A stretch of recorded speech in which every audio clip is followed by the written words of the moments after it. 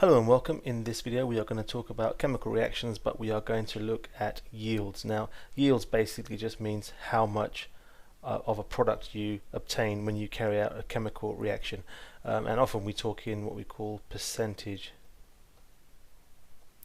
yields, but I'll explain that a bit more in a moment. Now here are two chemical reactions. We've got calcium carbonate reacts to produce, or under certain conditions, if you heat it, you'll get what's called a thermal decomposition reaction, which you might remember from unit C1. But when you heat calcium carbonate, you will get calcium oxide plus carbon dioxide. And a second reaction over here is one with ammonium chloride, and that will break down to ammonia and hydrogen chloride. Now you'll notice this strange looking arrow over here. This actually means that the reaction is what we call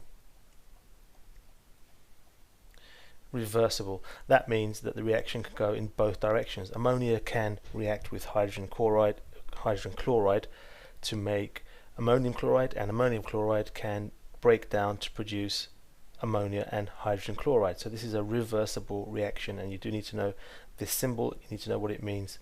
But in terms of our two reactions here, imagine that we were carrying out this reaction with calcium carbonate to make calcium oxide. This is a very useful product, the calcium oxide. It can be used for a variety of things, but imagine we were making this calcium oxide. We start off with 200 kilograms of calcium carbonate.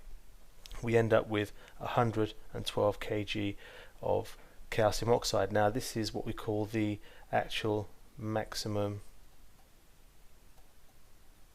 theoretical yield. In other words, this is what we would expect as a maximum if everything went perfectly.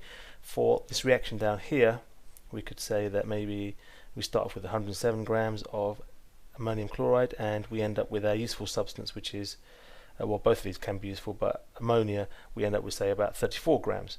And again, that's the maximum theoretical yield, the maximum we would expect under perfect conditions. Now unfortunately, we don't always get the amount we expect. So this one, for example, you might only get I don't know, 100 kg. Now there are various reasons why you might not get the complete amount, but if we look at this here, we've got 100 kg when we expected 112. That means we didn't get the maximum amount. We can convert this into a percentage, and we would get an amount of about 89%. So we've only converted 89% of our calcium carbonate into our calcium oxide, and this is our percentage yield. Now what's the reason why we might get a lower amount than we expect? Well, there's various things that could happen. First one is that some of the product may be lost when separated from the reaction mixture.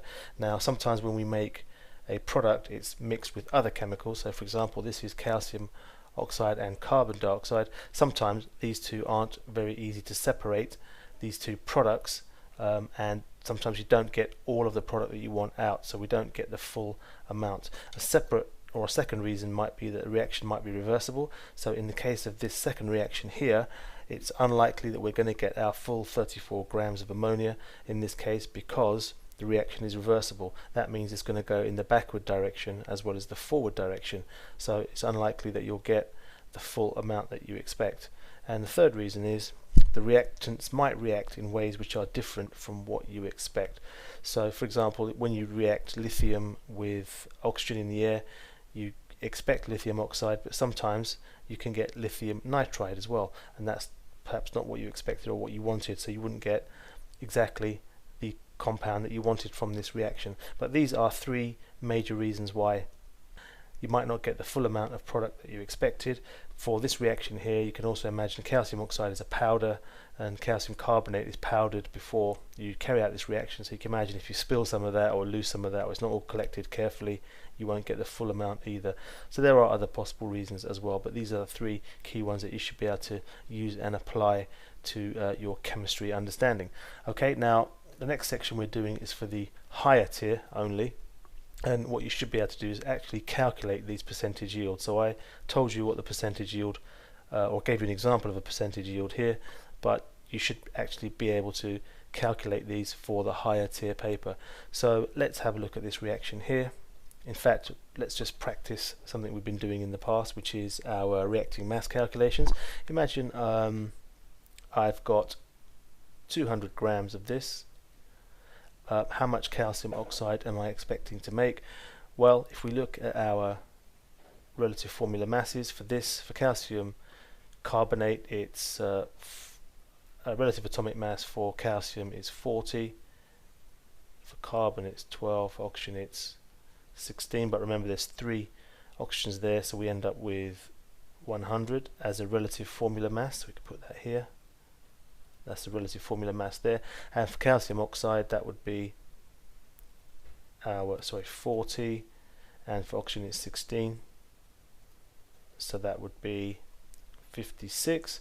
So we can use this to calculate our expected amount in grams. 100 goes to 56, so 200 would go to 112. So that is our maximum theoretical amount that we expect. So if that's what we expect 112 grams of calcium oxide, but imagine we only get 108. Now you should be able to give reasons why we've only possibly got 108, and that's related to the last slide, but also you should be able to calculate what the percentage yield is, and the way we do that is we use this formula here, and it's reasonably straightforward if you think about it. It's the amount that we've actually produced, in this case it's 108, over the maximum amount possible, or the maximum theoretical yield that we expect from doing our calculation. So the maximum amount possible in this case is 112, that's our maximum theoretical yield, but we only actually got 108. So what we can do is just put our 108, that's the amount produced, divided by the 112, which is our maximum theoretical yield, and multiply all that by 100. So percentage yield is 108 over 112 times 100, and that answer is 96.4%. That's still a pretty good yield, but you can see it's not 100% as we would hope for, and you should again be able to say reasons why it's not possibly 100%.